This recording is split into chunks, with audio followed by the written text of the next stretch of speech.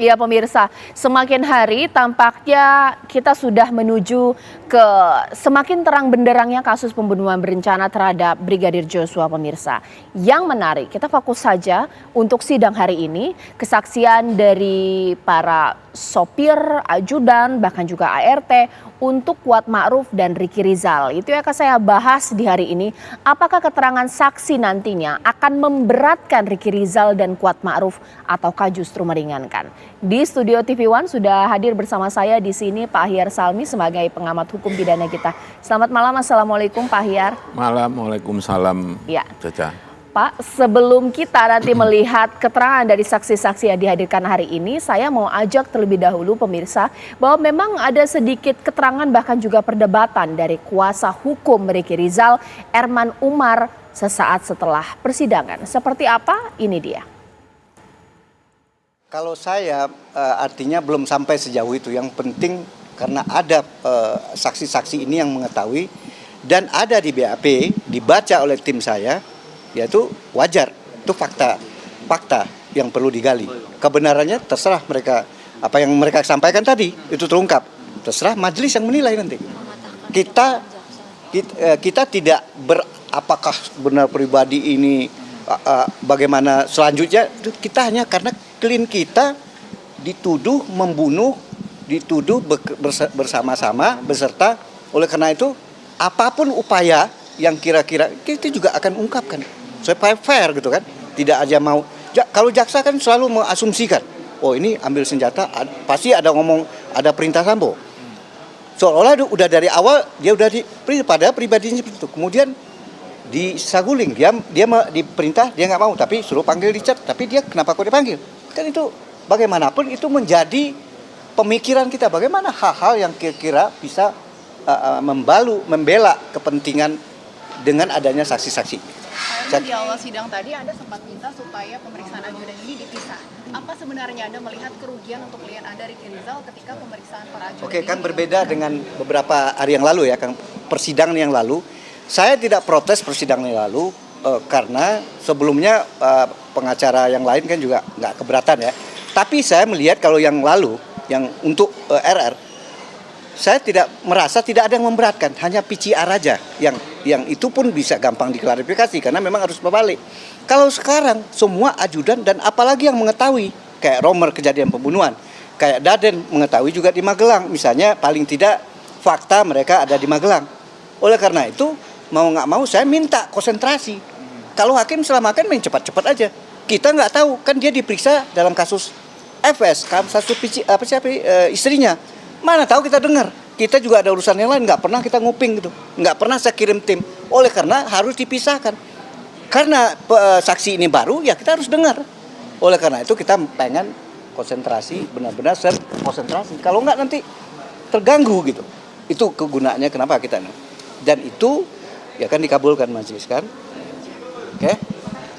Ya, jadi hal yang lumrah pemirsa ketika kuasa hukum akan menggunakan berbagai macam cara agar hukuman terhadap kliennya ini diperingan. Yang tadi ada saksikan adalah protes dari kuasa hukum supaya saksi hari ini seharusnya dipisah keterangannya supaya fokus pemirsa. Apakah memang mempengaruhi pemisahan atau splitsing atau juga penggabungan saksi pemirsa? Mengingat ini adalah kesaksian kunci yang ada di lokasi sesaat setelah Joshua dibunuh pemirsa. Mungkin saya ingin ke Pak Ahyar. Pak, sebenarnya masuk akal atau mungkin memang besarkah pengaruhnya pemisahan atau juga penggabungan saksi? Memang akan jadi memberatkan Ricky Rizal dan Kuat Ma'ruf kah? Seperti apa? Kalau saya lebih cenderung memilih pemeriksaan saksi itu memang kita pisah. Kalau kita lihat inilah gunanya di splitsing itu kan, artinya kan terpisah.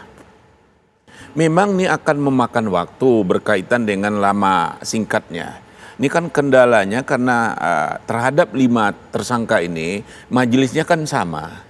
Kalaulah sekiranya berbeda, tentu dia nggak akan bisa sendiri-sendiri, akan jauh lebih mudah sendiri-sendiri. Karena apa? Memang saksi ini kan dipanggil satu persatu, prinsipnya itu. Supaya yang satu dengan lain tidak mengetahui, tidak ada saling mempengaruhi. Tetapi dimungkinkan juga oleh KUHAP saksi itu didengar sekaligus bersama-sama, itu dimungkinkan. Nah ini yang kayaknya model speed sync ini sering di akhir-akhir ini saya lihat penyidangannya itu digabung. Itu kecenderungannya. Nah kalau itu yang dilakukan, buat apa di split sync? Memang tujuan split sync ini adalah terdakwa ini dia juga akan dijadikan saksi terhadap terdakwa yang lain. Split sync ini awalnya sebenarnya awalnya memulai dari pengalaman praktek kita kurang saksi, bagaimana caranya nih? Dicarilah yang pelaku ini jadi saksi yang tempat lain. Baik. Kalau dia digabung dalam satu perkara, nomor perkara yang sama, terdakwa 1, terdakwa 2, ini nggak bisa dia jadi saksi terhadap perkaranya dia sendiri. Nah, cuman kendalanya itu tadi, tidak kita konsisten melaksanakan split sync ini. Baik. Kenapa tidak saksinya? Memang mungkin saksi juga akan lelah. Terhadap hal yang sama dia akan ditanya berulang-ulang kali. Ini memang tantangan kita juga, gampang-gampang susah, susah-susah gampang mungkin mencari solusinya ini. Oke. Sehingga tidak ada protes Caca Betul. dari pihak terdakwa. Pak Ahyar, kita tahan dulu. Sekarang kita akan menghubungi kuasa hukum dari Ricky Rizal, yakni Mbak Zena Dinda. Dan pemirsa, memang sayang sekali saya sudah berusaha untuk menghubungi kuasa hukum dari Kuat Ma'ruf, tapi belum bisa tersambung dengan saya. Kita ke kuasa hukum Ricky Rizal terlebih dahulu, Mbak Zena. Mbak Zena, dari persidangan hari ini, meskipun harapannya dipisah tapi ternyata digabungkan, apa komentar Mbak Zena? Sebenarnya kami meminta itu dipisah sudah sesuai ya, ajudan bersama ajudan, ART bersama ART, security, ada juga lagi security gitu. Tapi kalau tergantung dari penilaian kami adalah kalau karena ajudan di situ ada Romer, ada Prayogi, dan ada Farhan kalau tidak salah namanya, itu ada di lokasi, ada di Duren 3 saat terjadinya penembakan tersebut. Dan di situ mendukung juga dari kami bahwa di mana letaknya Bribka Ricky Rizal itu tidak melihat, yang banyak yang bilang atau mungkin Richard Eliezer ya menyampaikan bahwa Bapak Ferdy Sambo juga ikut menembak di situ. Kami hanya meyakinkan bahwa memang benar ajudan Romer ini memanggil bang dengan teriak sambil di luar. Karena dia pikir kan penembakannya terjadi di luar ya Mbak. Jadi di situ kami tanyakan, oke, yang dipanggil bang itu dari semuanya oleh Romer hanya Bribka Ricky Rizal. Di situ ia berteriak bang, itu terdengar melalui HT. Kami juga menanyakan, oke, kalau misalkan Anda tidak memakai HT langsung begini, lebih jelasnya gitu, mungkin kalau misalkan orang memakai HT langsung tempelin gitu, ngomong gitu kan. Tapi di situ dia bilang dia tidak giniin HT-nya, tapi dia berteriak. Lalu rekan saya menanyakan bahwa kalau Anda berteriak, apakah terdengar? Lalu ajudan Romer menjawab, benar, dapat terdengar. Itu artinya sesuai dengan keterangan BAP klien kami, bahwa ia sempat melipir ke dapur itu adalah saat Romer itu berteriak bang, saat ia mencari di mana letak suara itu, di mana letak suara penembakan itu atau letusan itu berada. Yang saat dia mencari-cari keluar kanan ke kiri seperti itu.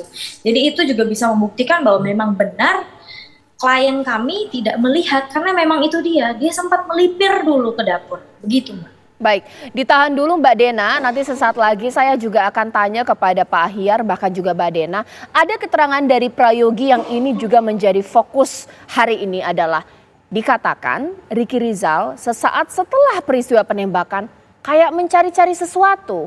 Apakah ini juga mengindikasikan bahwa Ricky Rizal mencari sesuatu memang karena merencanakan sesuatu? Begitu kah logikanya? Sesaat lagi di Apa Kabar Indonesia Malam.